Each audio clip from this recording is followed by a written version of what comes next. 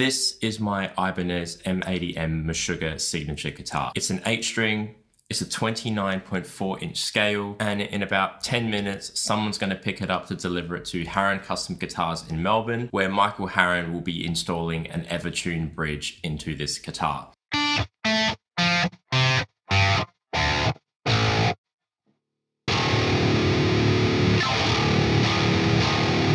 Ever since I got this guitar a couple of years ago, I've always thought about Evertuning the guitar. For those of you that don't know what an Evertune is a bridge system that practically keeps your guitar in tune all the time. Sounds too good to be true. It isn't. It eliminates pitch drift. I can pick as hard as I want. And especially when you're using, 8 strings and like super low tunings, it's practically a godsend. I haven't seen anyone put an Evertune in this specific model of guitar. I've searched high and wide online, forums, Instagram, Facebook groups. As much as I love the long scale length, when you do get into these super low tunings, right now this is in double drop D or drop D1. I don't want to have to put 100 gauge strings on there. I want to be able to pick as hard as I can without getting any pitch drift. And I absolutely hate this bridge with every fiber of my being. It's an Ibanez like Floyd Low Pro trem or whatever, but it's not a trem. It's still a hardtail guitar. You still need to cut the ball ends off of the strings when you restring it. You still need to do this stupid setup. I've never been a Floyd or a trem guy,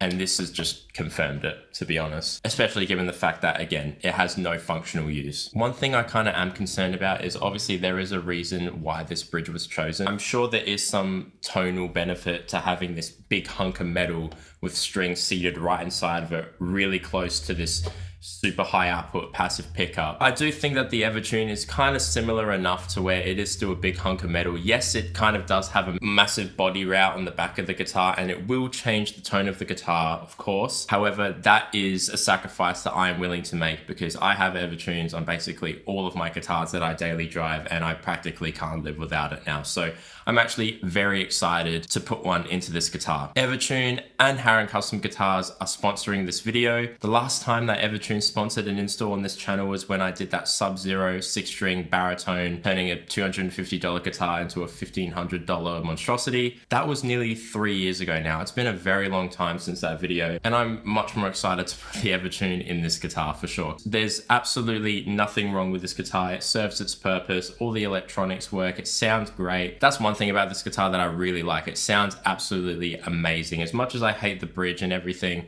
it just sounds good. So I'm hoping that when the Evertune gets installed in there, it will sound even better. So let's box this up and let's send it over to Melbourne. I will see you in about 5 days, I think. Several days later. Yeah, dude, tell me everything about the install. I mean, when you hit me up initially, I think my first thought was like, okay, the bridge is wider than the footprint of the Evertune. So obviously the first thing I considered was that I needed to route out a block to kind of inlay a new piece of wood.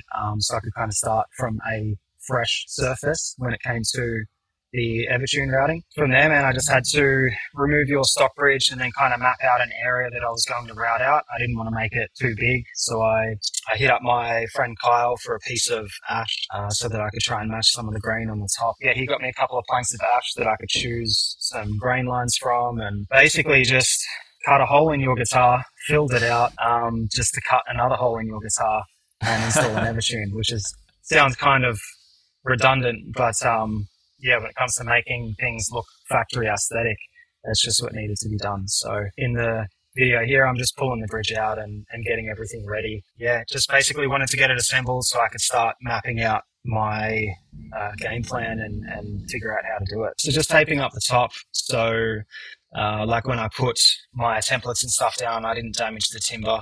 The tops of these are a little bit soft, so you just got to be a bit careful. Yeah. I like modifying guitars but making them look unmodified, if that makes sense. So that was kind of the goal with this one as well. You cut in a massive hole in the guitar and taking out a chunk of wood, so it had to extend over the ears of the original bridge to then be filled in. Is that right? Yeah. Like you can fill in like an abstract shape. It's just way more time consuming. Yeah. So it's better to just start from scratch and create like just a square blank. I can then inlay into the timber. And all I'm doing here is I'm just trying to align the sides and the edges to make sure that it's square.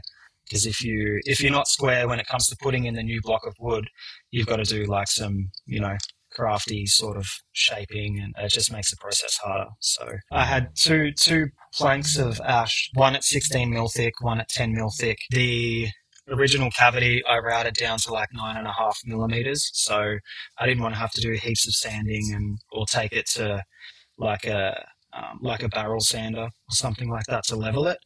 So I just tried to get measurements as close as possible. I saw this on the internet one day like 10 years ago, and I was like, how am I going to do this? And I just remembered. So I just matched some of the grain lines on your guitar to like a piece of wrapper or something I had in here that I just chopped up, so that I could then transfer that onto the new piece of ash, find roughly where some grain lines matched, and then I took my cutout from that section so that I could inlay that in the guitar, and it wasn't going to be too different when it come to trying to match up some grain lines. So Yeah, no, that's a little super bit smart. a little bit of a tricky process, but it got flooded with epoxy, and then I just clamped it overnight with some heavy duty F clamps, and then just sanded until everything was level.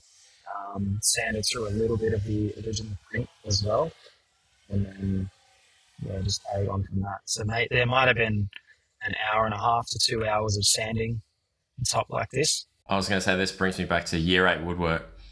Far out. Pretty much, man. It was the only class I ever liked. So that and automotive.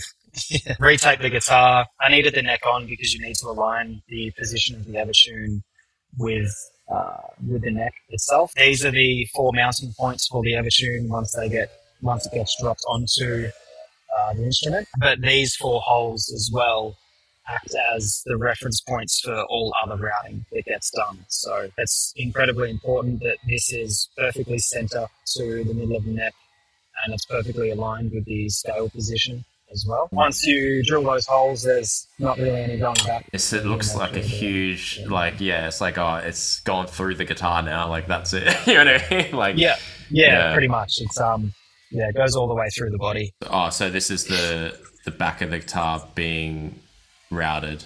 Yep. Yeah. So the first little route there by my left hand for the retainer plate that holds the Evertune in while under tension. And then everything else is just the routes are removed from the center of the guitar just to allow space for the Evertune modules to operate freely. Yeah, you can see I did go through the pickup cavity. Just depends on the depth of the pickup route and the thickness of the body as well. And then what I'm doing here is I'm creating a chamfer so that the front edges of the saddles, when intonated correctly, don't make contact with any timber. So if this part's not done, what tends to happen is when you go to intonate your high E string, which sits furthest forward, it'll cause that saddle to not operate correctly because it doesn't have free movement to bend back and forth. I'm just drawing off lines where the fascia sits. So as a means to, there's no point me recreating the grain lines underneath the Evertune unit because I'm just creating work that is going to be invisible anyway. This process, I will start to follow the grain lines from the top of the guitar, and then I'll kind of transfer those into the inlay block that I've made here.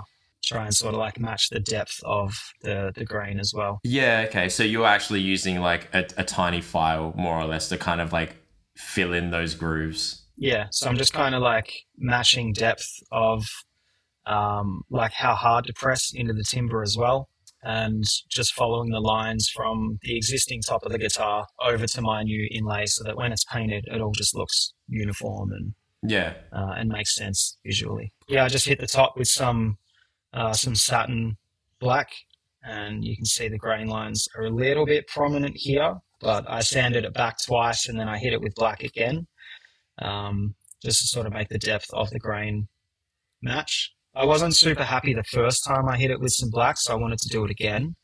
And yeah, the end results come up 10 out of 10. Yeah, it looks flush. Like it looks like it was stock. Yeah. Now it's as though I'm just working with a stock route. I sprayed the rear of the inside of the guitar as well, so if anyone was to ever take the back off like you would never know that any of the work has been done. Yeah. It would look like a factory install because it's resprayed back to front. And then, yeah, just a gentle tap to get the unit in. And then I would have started the, just the reassembly process, getting all the electronics in and then setting up the unit. So does the Evertune unit like come set up? Do you have to put the saddles in yourself, or is it just comes as like a complete unit that you literally just slip in? They come as a complete unit, but they're not set up for your particular string gauge or tuning. Of course. So yeah, that's that all gets done when a unit is installed. If you are running like a high tension string gauge or a low tension, you can order the unit like through me, and then we can specify which particular saddle needs to be high or low or standard tension. I think because of the scale length, all of these saddles ended up being just standard tension anyway, so it kind of worked out. Looking at that, I can see very sort of small aspects of, okay, this has been done aftermarket, but man, at face value, you would never know. Yeah, no way. That was kind of the goal. But yeah, on the top of the guitar, you'll find that over time, the paint will settle more and more. So it'll just kind of look more and more stock as well. So yeah, backplate on, and then electronics and everything would have gone in, pickup in. I modified the nut a little bit because there's not like a replacement nut that changes it to like a non-Floyd sort of locking nut. So I sanded the edges, the sharp edges off the stock nut, and then I hit it with some epoxy enamel, some black epoxy enamel. Just to, make it look a little more uniform and not feel as average. So this is pretty much just all reassembly, polishing some frets before it gets to set up. Yep. Yeah, so anyone out there that's watching this, do not polish your frets with steel wool. It's the number one thing I teach in the master classes is to not polish your frets with steel wool. It gets everywhere, it gets all in your pickups, gets inside your cavities, and it'll short out any electronics and just ruin them. It also just like gets in there and rusts. So yeah, I use a nail buffer and just some tape. With a nail buffer, you can follow the profile of the fret. It prolongs the life of the fret as well, keeping them clean. And yeah, just takes 20 or so minutes to kind of get through all of them. So yeah, we went with drop C sharp on this one. I had it in C sharp. It held, like I was playing super hard and obviously it's in tune because of the Evertune, but I couldn't, like the tension was like just too low, like just below the threshold for me. So for now I've bumped it up a half step into D, and that feels unbelievable. It feels great. When I did this, because I obviously know how you play, I impact intonated it, like beating the hell out of it because I knew you were going to really put it through its paces. So I impact intonated it so that like when you're hitting that note viciously, it would bounce into pitch. So it was like a touch loose. So you're right. Probably D is going to be Is going to be. And I intonate my stuff the same way as well. Like I'm just beating the shit out of my guitar. So in tuning and intonating it, just because I know that that's how it's going to be played. There's plenty of like little 1%ers when it comes to setting up an instrument for someone. It helps to know the customer and how they play and what they like to play as well. So it's important to, like yourself, if someone's interstate, like I would watch some videos on how they play if they sent me a guitar, or I'd have them sit in here so I can fine tune it to their playing style, because there's not a one size fits all. Yeah, dude, looks great, sounds great, and literally looks stock. Like even just looking at the video now, it's so hard to tell because all the lines have been matched up, it's been filled in. Pretty happy with it now. I'm looking at it like this. So yeah, no, it's great. It's fantastic. Final shot of the guitar, like nothing ever happened, right? Yeah, exactly right. What do you mean it had a totally different bridge in it? This is how we a got really it. bad bridge, mind you. And here it is, the Ibanez M80M Meshuggah signature guitar loaded with a custom Evertune.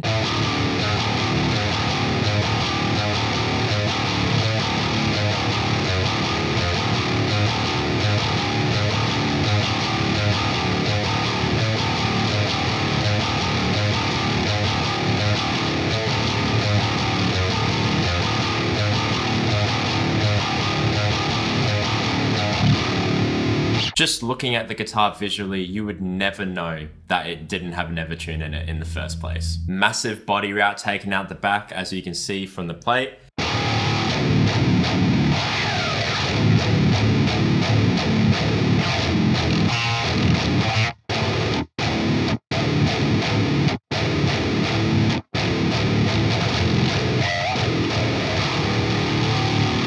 First impressions when I got it back, it is definitely a little bit heavier. That was to be expected, to be honest. You know, the Evertune is not particularly light, and especially across 8 strings, it will feel a little bit heavier on this side. However, given how like long the guitar is, being nearly 30 inches, before it kind of had a little bit of neck dive. If I kind of put it properly on my lap, it will kind of just sit here and not move. So it actually kind of helped the guitar in a little bit of a weird way, but I'm sure that, you know, playing, standing up with it, it will be a little bit of a pain. But again, all sacrifices that I am willing to make because it sounds phenomenal.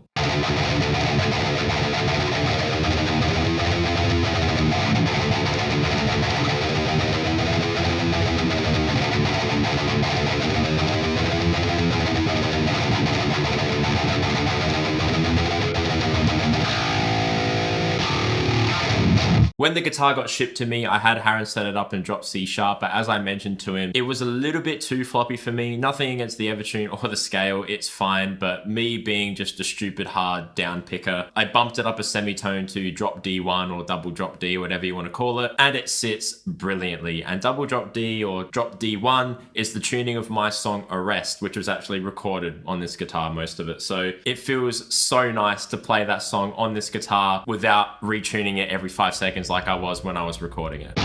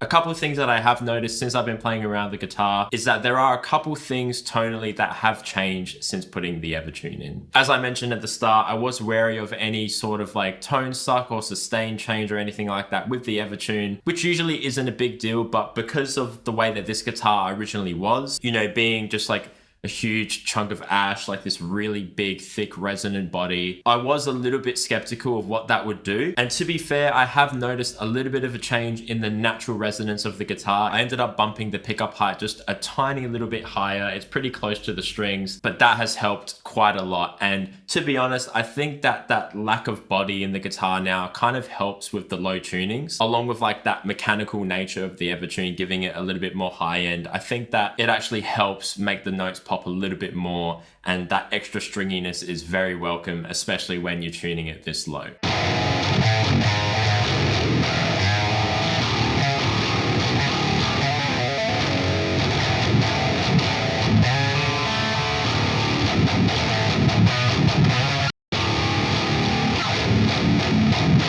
I've had other mods on this guitar in the past. For example, before the Evertune got put on, I changed these knobs so that this would be a push-pull pop for the tone, and this would be a push-pull for a split coil in the bridge as well, which sounds a bit ridiculous. It's a bit too chimey, but it's there in case I needed it, and I thought, why not put it in there, you know? Putting aside the fact that, you know, this guitar isn't the most playable guitar in the world, I won't lie. There's definitely more comfortable 8 strings out there. That's not talking about scale length. It's more so like the width of the neck down here and stuff like that. But beggars can't be choosers, obviously, and I would rather prioritize the scale length and the tuning stability and the tone, to be honest, over any of that stuff first.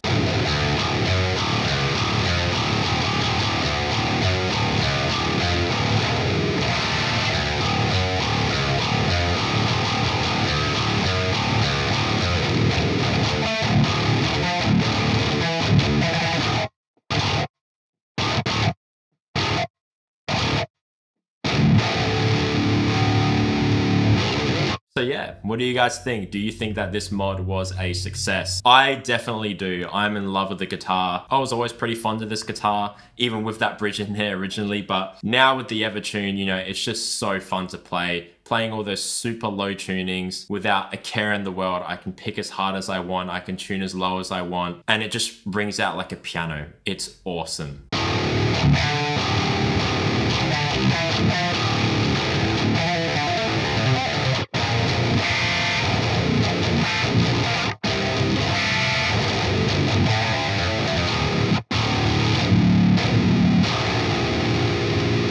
Massive shout out to Evertune and Harren at Harren's Custom Guitars. This video would not be possible without either of them. I've been floating this idea with Evertune of like getting an Evertune installed in this particular guitar pretty much since the moment I got it a couple years ago. And now that the stars have aligned and Harren was free and we could all come together and do this amazing project, it turned out awesome. Evertune are always helpful and always willing to back me, and I always appreciate it. And Harren is just a wizard. Like, the fact that this looks flush and stock is a joke. So massive shout out to him, especially in a very busy time period in his life. I really appreciate it, dude. Thank you a lot. But yeah, let me know what videos you guys want to see with this guitar in the future. And until next time, I'll catch you then.